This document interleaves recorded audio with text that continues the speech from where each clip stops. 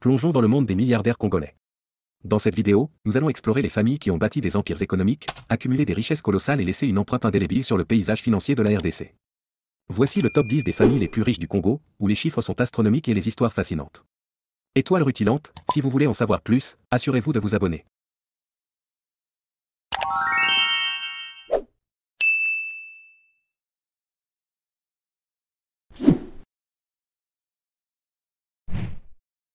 La famille Bemba. Jean-Pierre Bemba réclame près de 70 millions d'euros à la Cour pénale internationale.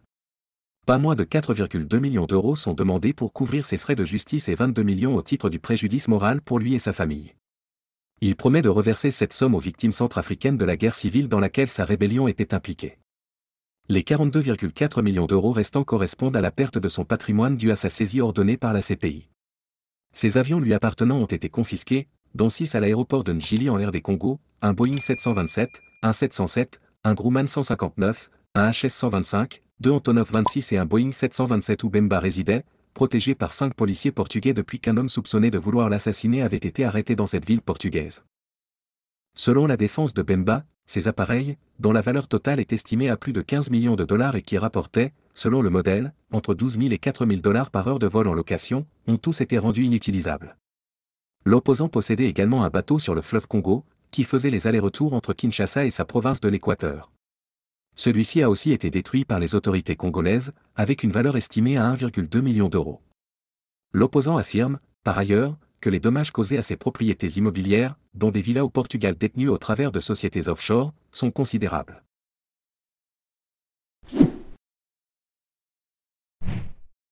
La famille Yuma. Figure emblématique du paysage économique de la République démocratique du Congo, Albert Yuma a été longtemps à la tête de la société minière Gécamine. Homme d'affaires influent, il est aussi un proche de l'ex-président Kabila.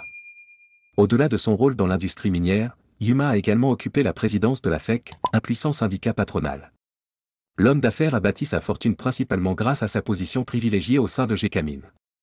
Bien que les chiffres exacts restent difficiles à estimer, son patrimoine est considéré comme l'un des plus importants du pays. Avant son éviction de Gécamine, on estimait son salaire annuel à plusieurs millions d'euros. Cependant, il convient de souligner que cette fortune a été entachée par des accusations répétées de détournement de fonds. Albert Yuma est une figure souvent critiquée, ses détracteurs lui reprochent notamment ses liens étroits avec le pouvoir et ses pratiques financières douteuses. Cela ne l'a pas empêché de maintenir sa position et de défendre bec et ongle les intérêts congolais face aux partenaires étrangers, notamment chinois.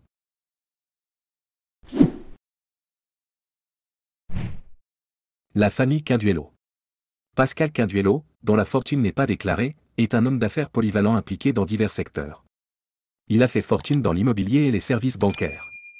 Commençant sa carrière dans les affaires dès son jeune âge, Pascal Quinduelo Limbu se fait remarquer en créant la Banque internationale de crédit, BIC. Il assume également la présidence du conseil d'administration de la BGFI Banque RDC et occupe le poste d'administrateur de Barclay Bank. Il est aussi président de l'Association des banques et administrateurs de la BR Congo ainsi que délégué chez Safricom Congo. Par sa politique managériale, la société Vodacom Congo a été relevée entre 2001 et 2006. Il est l'un des cofondateurs de Vodacom Congo.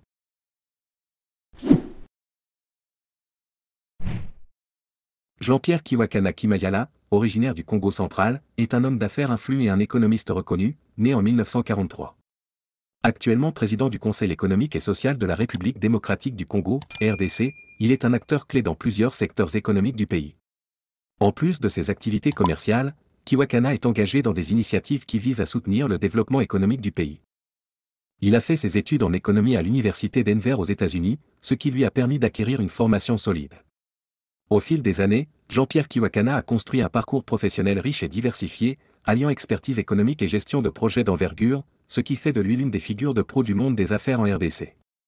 Son implication dans la gestion des affaires publiques et sa contribution à la croissance économique du pays lui ont permis de se forger une réputation de leader respecté dans la sphère économique et sociale de la RDC.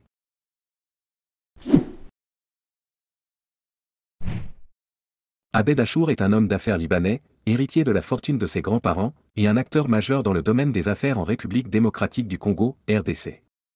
Né le 6 février 1992 à la clinique Ngalima de Kinshasa, il fait partie de la troisième génération de la famille Achour, une puissante famille libanaise implantée en RDC depuis les années 70.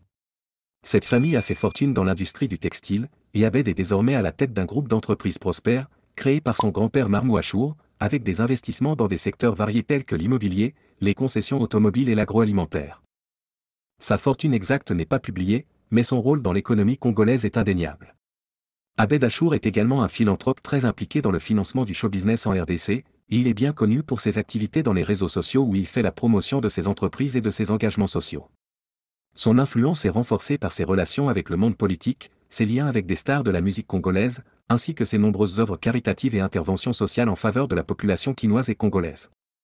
Grâce à sa gestion stratégique et son engagement dans des projets d'envergure, il a su se faire un nom à Kinshasa et s'imposer comme un acteur incontournable dans le paysage économique et social de la capitale congolaise.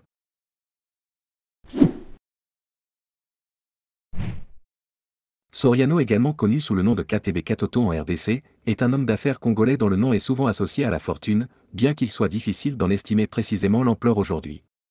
L'une de ses entreprises, Unipro d'Angola, a récemment signé 3 contrats majeurs pour la construction de 595 000 maisons en Angola, laissant présager un investissement colossal et des bénéfices potentiellement astronomiques. Peu médiatisé, cet influent homme d'affaires fait néanmoins des apparitions stratégiques dans l'arène politique, où il est reconnu et respecté par les figures majeures du microcosme politique congolais. Considéré comme l'un des hommes d'affaires congolais les plus prospères et fortunés, Raphaël Soriano Katoto refuse néanmoins toute tentative d'évaluation de sa richesse, préférant plaisanter sur la question « Il faudrait poser la question à mon comptable, moi-même je ne saurais vous le dire. On me donne juste une carte de crédit avec laquelle je fais mes dépenses », déclare-t-il avec humour. Né d'un père italien d'où son deuxième prénom, Soriano il a construit l'essentiel de sa fortune en République démocratique du Congo entre 1969 et 1996, avant de s'exiler en Belgique. Issu d'une fratrie de 9 enfants, il est notamment le frère aîné de Moïse Katumbi, ancien gouverneur du Katanga et candidat déclaré à la prochaine élection présidentielle en RDC. En tant qu'aîné, Raphaël Soriano Katoto est souvent considéré comme le mentor de son jeune frère, ayant joué un rôle clé dans son parcours politique et économique.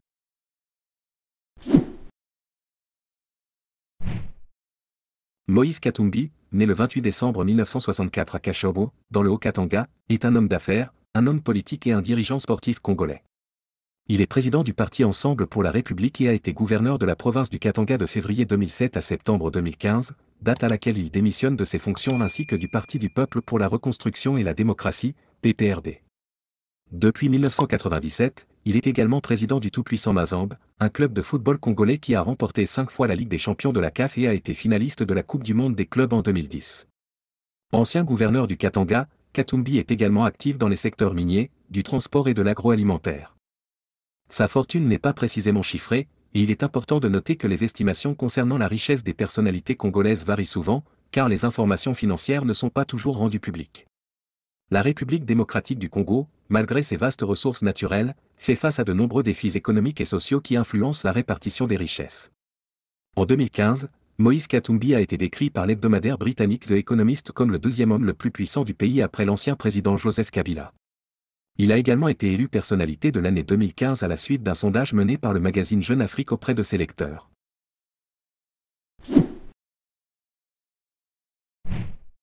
Le groupe Forest, d'origine belge, possède une fortune estimée à 800 millions de dollars. Cette entreprise familiale, active depuis plusieurs générations, joue un rôle clé dans l'économie congolaise. Ses activités couvrent plusieurs secteurs stratégiques, notamment l'exploitation minière, la production et la distribution d'électricité, l'industrie agroalimentaire et la construction. Grâce à son engagement et à son expertise, le groupe a su s'imposer comme un acteur incontournable du développement économique en République démocratique du Congo, contribuant ainsi à la création d'emplois, à l'amélioration des infrastructures et au dynamisme des échanges commerciaux dans le pays.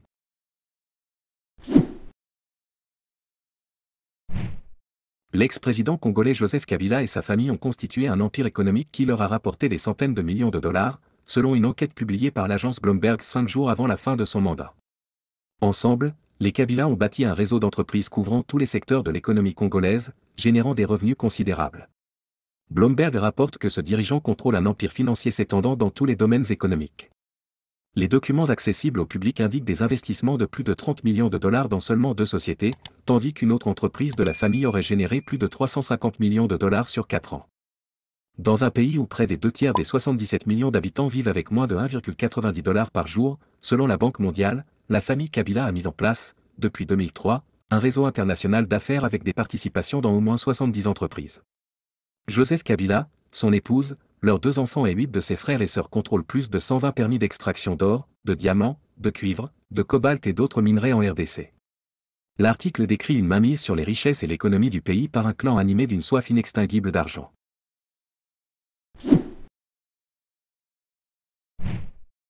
Le groupe Raoji, avec une fortune estimée à 830 millions de dollars, est dirigé par une famille d'origine indienne installée en RDC depuis près d'un siècle. Cette famille possède diverses entreprises dans les secteurs de la banque, de la concession et du commerce général, ce qui en fait l'une des plus riches du pays. Les 5 frères Raoji, propriétaires de la première banque du pays, Robank, occupent la première place des plus grosses fortunes du Congo, dépassant ainsi l'empire George Forrest, évalué à 800 millions de dollars. Mustapha Raoji, Mazar Aslam Raoji et Murtaza Raoji sont nés de parents indiens qui ont traversé la frontière congolaise il y a près d'un siècle, s'installant dans la partie orientale du pays, au Maniema. Ils ont commencé par ouvrir des magasins de distribution de produits de consommation courante dans l'ex-province orientale, vendant des allumettes, du lait en poudre, des boîtes de sardines et de cornets de beef, ainsi que du savon de Marseille, créant au passage leur propre marque. Selon Forbes Afrique 2019, la fortune de ces frères est désormais estimée à 830 millions de dollars. Et voilà, nous avons exploré le top 10 des familles les plus riches de la République démocratique du Congo en 2025. Ces fortunes colossales sont le fruit d'influences politiques, de réussite entrepreneuriale et d'investissements stratégiques.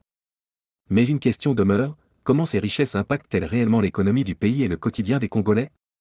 La concentration de ces fortunes contribue-t-elle au développement ou creuse-t-elle davantage les inégalités? Partagez vos avis dans les commentaires et dites-nous ce que vous en pensez. N'oubliez pas d'aimer la vidéo, de vous abonner et d'activer la cloche pour ne rien rater. À très bientôt pour un nouveau sujet passionnant.